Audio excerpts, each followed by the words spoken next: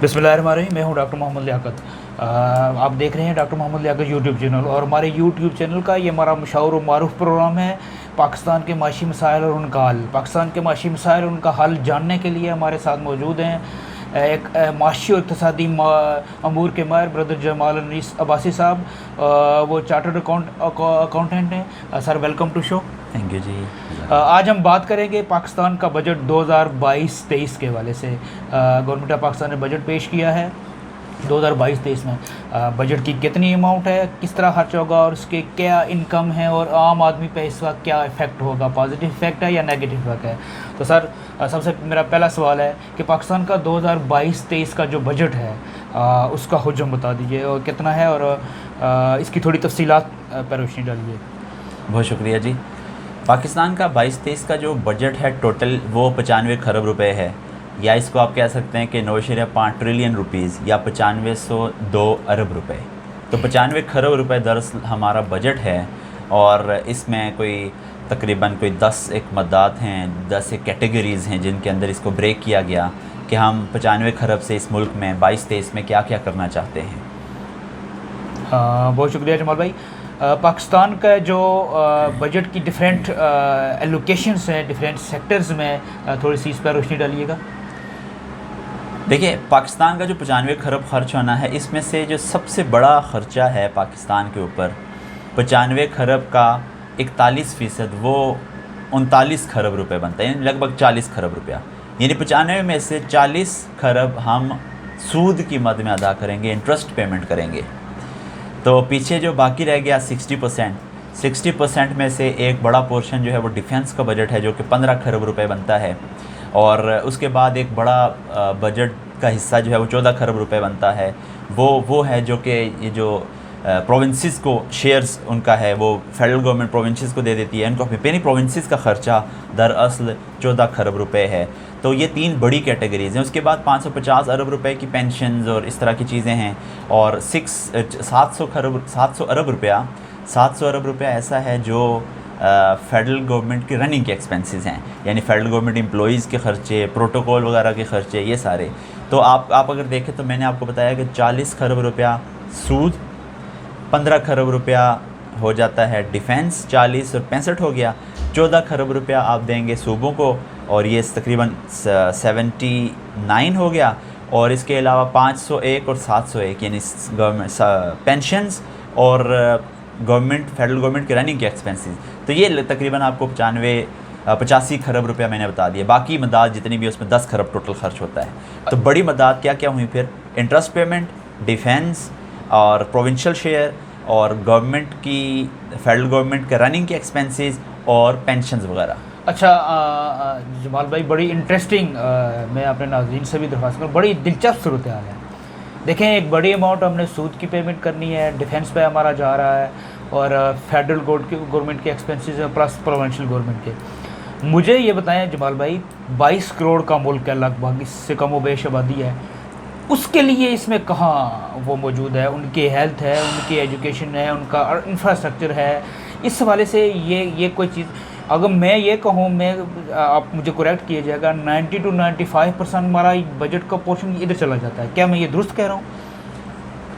एक बहुत सही अंदाज़ा है आपका, और बिल्कुल दुरुस्त बात है। देखिए, जब आप किसी भी बजट का 40%, 41% आप दे देंगे इंटरेस्ट की पेमेंट में, तो रह आपके पास क्या गया? डिफेंस पब्लिक के लिए ही है, हम कह सकते हैं कि ये एक लिहाज से ज़रूरी है, लेकिन इसकी भी तफसीलात होनी चाहिए ना। 15 खरब रुपया is hell of an amount. Although Pakistan is a defence state, लेकिन फिर भी इसकी तफसीलात पता होनी चाहिए। हमें नहीं पता होती, किसी को नहीं पता कि ये 15 खरब से क्या होता है। फिर मैं अगर जो प्रोविंशियल गवर्नमेंट्स को जो शेयर जाता है, ये शेयर भी ऐसा है कि जो प्रोविंसेस आगे लगाती है, लेकिन प्रोविंशियल गवर्नमेंट एक बहुत बड़ा बर्डन है कंट्री के ऊपर। उसकी अफादियत पे सवाल उठने चाहिए कि इतना पैसा तो हम देते हैं उनको, गवर्नमेंट दे देती है उनको, और प्रोविंसेस खुद भी कुछ कमाते हैं, लेकिन क्या ये जस्टिफाइबल है? कहीं सिर्फ बोझ तो नहीं है? क्योंकि बांग्लादेश एक सक्सेसफुल इकोनॉमी की तरफ हमारे सामने आया, उसके अंदर प्रोविंशियल गवर्नमेंट्स ही नहीं है, ये पूरा एक लाइन ही नहीं है। वहाँ पर बल्दियात का निज़ाम है और फेडरल गवर्नमेंट है, तो इसको भी देखना चाहिए। हमारे पास तीनों निज़ाम मौजूद हैं, कितनी अफादियत इससे हम लेते हैं। तो ये बात आपकी दुरुस्त है, 41% उधर चला जाना और फिर डिफेंस के ऊपर खर्चे लगना, इसमें फिर आप देखें ना HEC तालीम के कहाँ गया, सेहत का मसला कहाँ गया, तो वो मैं आपको बताऊँ अगर, तो वो सारा 770 अरब रुपया सारा इन सब कामों के लिए। फिर पब्लिक सेक्टर डेवलपमेंट प्रोजेक्ट्स जितने भी हैं, federal public sector development projects, इनके लिए मैं अगर आपको फिगर बताऊँ तो 727 अरब रुपया रखा गया। कहाँ खरबों रुपया सूद और डिफेंस और प्रोविंशियल शेयर्स और इनमें जाता है, जबकि पब्लिक सेक्टर डेवलपमेंट के प्रोजेक्ट्स के लिए 727, जो कि 8% बनता है टोटल बजट का। 7 to 8% ऐसा है जो आप कह सकते हैं कि यार डायरेक्टली पब्लिक के कुछ फ़ायदे के लिए लगाया गया है। और इसके अंदर एजुकेशन भी शामिल है, इसके अंदर हेल्थ भी शामिल है, सारे सेक्टर 1 एजुकेशन पे है, 1% के करीब हेल्थ पे है, यानी बहुत ही अजीब सूरत हाल है। ये बजट को देख के ही अंदाज़ा हो जाता है कि ये किस फोकस और किस सोच के तहत बनाया गया है। बहुत शुक्रिया जमाल भाई। मैं अपने नाजरीन से रिक्वेस्ट करूंगा, दरख्वास्त करूंगा, बजट 2022-23 22 करोड़ लोगों के ऊपर क्या खर्च होने वाला है और किसने ये बनाया, किन लोगों ने बनाया और क्या हुआ। यहाँ 3 बड़े हेड हमने डिस्कस किए। हम सबसे पहले हेड को हम तफसील से डिस्कस करेंगे। जमाल भाई मेरा सवाल है यहाँ कि 41 खरब बट 41% आप बता रहे हैं कि उसकी एक बड़ी अमाउंट हमने सूद की पेमेंट करनी है। क्या ये जो हमने पहले कर्जे लिए थे प्रिंसिपल अमाउंट प्लस सूद ये शामिल है या सिर्फ ये सूद है? बड़ा दिलचस्प सवाल है और इसका जवाब ये है कि ये सिर्फ सूद है, यानी principal amount stands for itself. अब आप सवाल कीजिए, यानी 39 खरब रुपये हम सूद देंगे तो फिर आप हिसाब लगाइए कि इसमें डेट कितना होगा। तो मैं आपको बताऊं, हमारी GDP जो कि कुछ 600 खरब रुपए के करीब है, उसका 80% यानी कितना 480 खरब रुपया हमारा टोटल कर्जा है। और 22-23 में हम कर्ज रीपेमेंट नहीं करेंगे, अभी डेट रीपेमेंट नहीं होगी बल्कि सिर्फ इंटरेस्ट पेमेंट होगी। आप हिसाब लगा लीजिए कि हमारे साथ क्या होता रहा और आगे क्या होगा। ये आम आदमी के, मैं इसको थोड़ी एलोबोरेट कर दूं, वजाहत कर दूं कि हमने सिर्फ अभी सूद अदा करना है, जो असल रकम है वो अदा नहीं करनी, वो 23-24 के बाद। सर आप ऐसा ही कह रहे हैं? जी ऐसे ही। और वो जो अच्छा, ये बड़ा दिलचस्प सवाल है, ये अदा कैसे होगा, इसके लिए पैसे कहाँ से आएंगे?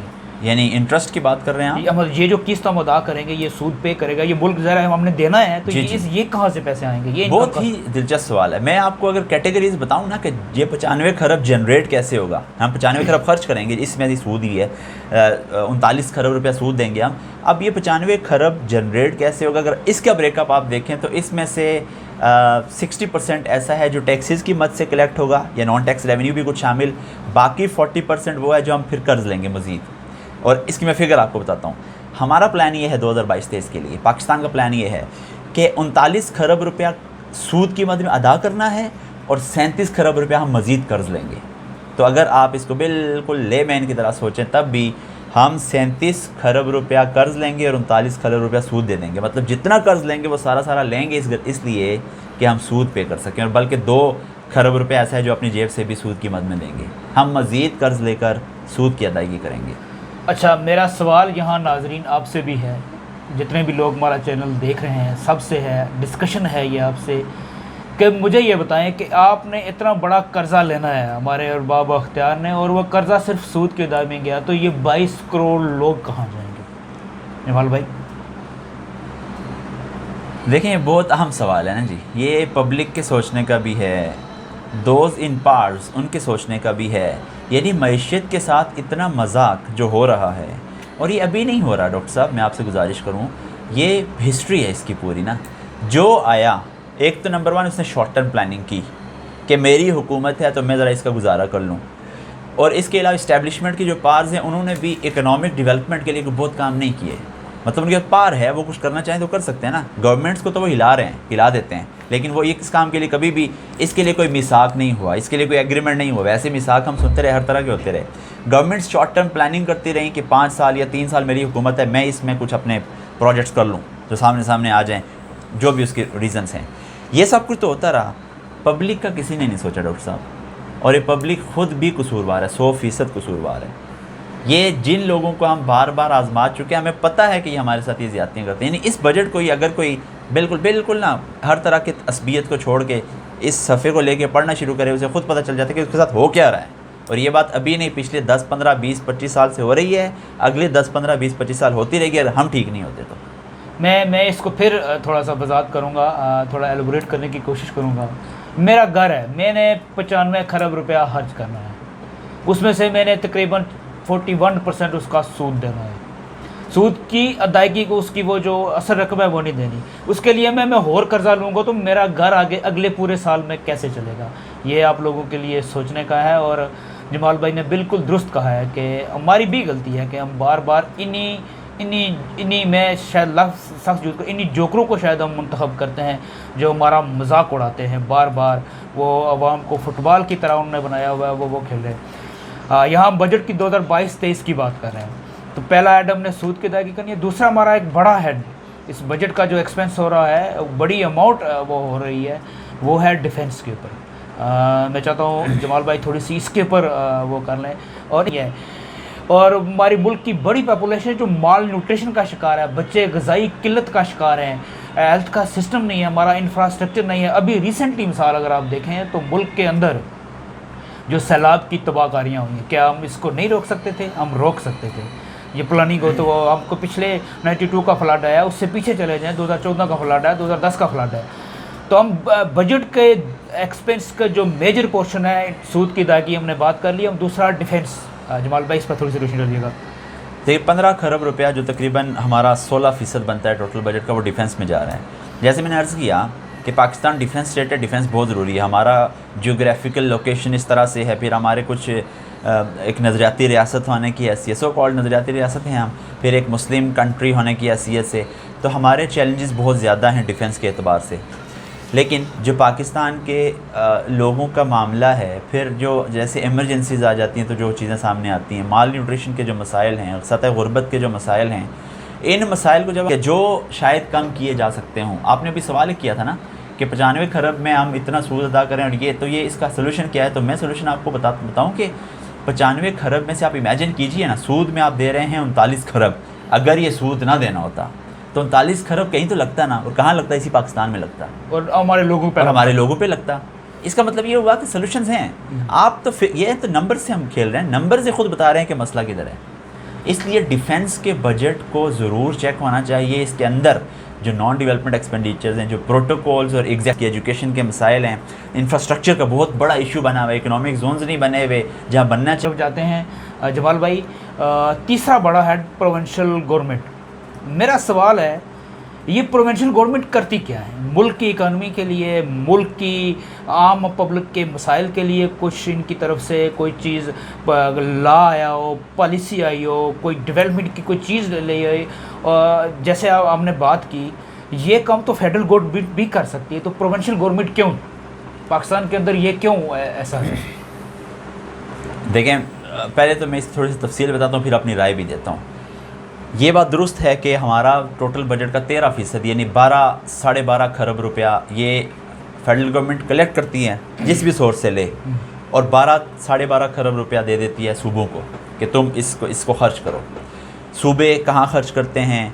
हर सूबे का अपना बजट। और देती क्यों है? एक NFC अवार्ड आपने नाम सुना होगा, NFC अवार्ड, वो ये था कि सूबों की तरफ से जो कलेक्शन आए सूबों से, वो सूबों का हिस्सा है तो उनको दे दिया जाए।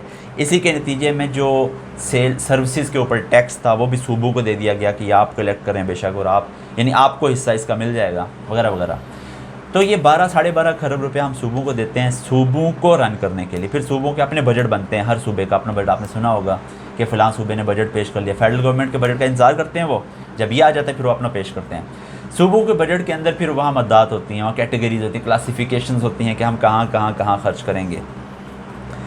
अब मैं अपनी राय आपको देता हूँ, प्रोविंशियल गवर्नमेंट्स क्या क्या काम करती है, बहुत लॉजिकल सवाल है। इस पर बहुत ज़्यादा मैंने ढूंढने की कोशिश की कि यार मतलब क्या क्या जॉब्स हैं जो वो करते हैं ना जी। देखें, यूनिवर्सिटीज़ की मैनेजमेंट, एजुकेशन, पुलिस ऐसा महकमा है कि जो प्रोविंसेस के अंदर चला गया था और प्रोविंसेस उसको देखते हैं। इसके अलावा 1-2 ऐसे हैं कि जो, लेकिन इनमें भी आप जाएँ तो फिर सर्विसेज का फुकदान है, क्वालिटी का फुकदान है, डेवलपमेंट का फुकदान है। आप देखें तो इस 12-12.5 खरब रुपए में भी बहुत सारा पैसा ऐसा होगा कि जो लगता है प्रोटोकॉल के ऊपर, जो लगता है तनख्वाहों के ऊपर, जो लगता है मराआत के ऊपर, नॉन डेवलपमेंट एक्सपेंडिचर्स के ऊपर। तो फेडरल गवर्नमेंट अपना एक वज़न रखती है, कैबिनेट है, यानी अभी आप देखें कि अभी जो गवर्नमेंट आई थी उसमें पंजाब के अंदर जो उसकी काबीना बनी थी उसमें कोई 45 के करीब वज़ीर थे। एक सूबे की जो काबीना बनी थी उसमें 45 के करीब वज़ीर थे, और अमेरिका इतनी बड़ी स्टेट्स उसके को 12 के करीब जो हैं वो वजारतें हैं जिनके अंदर वो रन हो रहा है। हालांकि वो कितनी स्टेट्स हैं, वो उनके अपने अपने पूरे सेटअप हैं। बांग्लादेश के अंदर सूबों का निज़ाम ही नहीं है, वहाँ फेडरल गवर्नमेंट है और नीचे जो लोकल गवर्नमेंट्स हैं वो सारी हैं। तो ये बहुत लॉजिकल सवाल है, इस पर भी सवाल उठना चाहिए कि प्रोविंशियल गवर्नमेंट्स की सर्विसेज क्या क्या हैं। वो अगर ना हो माइनस, आप ज़रा थोड़ी देर के लिए सोचिए, माइनस प्रोविंशियल गवर्नमेंट्स, ये 12 खरब रुपया हमारे पास है, वो जो सूबे कलेक्ट करते हैं वो भी आ जाएं और लोकल गवर्नमेंट्स को स्ट्रेंथन किया जाए, तो आपको अंदाज़ा, आपको फील होगा कि यार प्रोविंशियल गवर्नमेंट्स ना भी हों तो कोई बहुत बड़ा फ़र्क नहीं पड़ना, हो सकता है इससे काम बेहतर होना शुरू हो जाए। बिल्कुल बिल्कुल जेन्युइन बात की।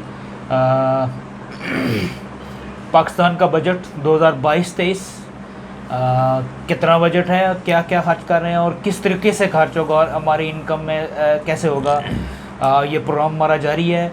आपसे दरख्वास्त है कि आप इसको लाइक कीजिए, सब्सक्राइब कीजिए और अपनी कीमती राय से हमें ज़रूर आगाह कीजिए। कोई डिस्कशन है किसी ऐड पे हम डिटेल से बात करने हैं तो ये प्रोग्राम बजट के हवाले से हमारा जारी है।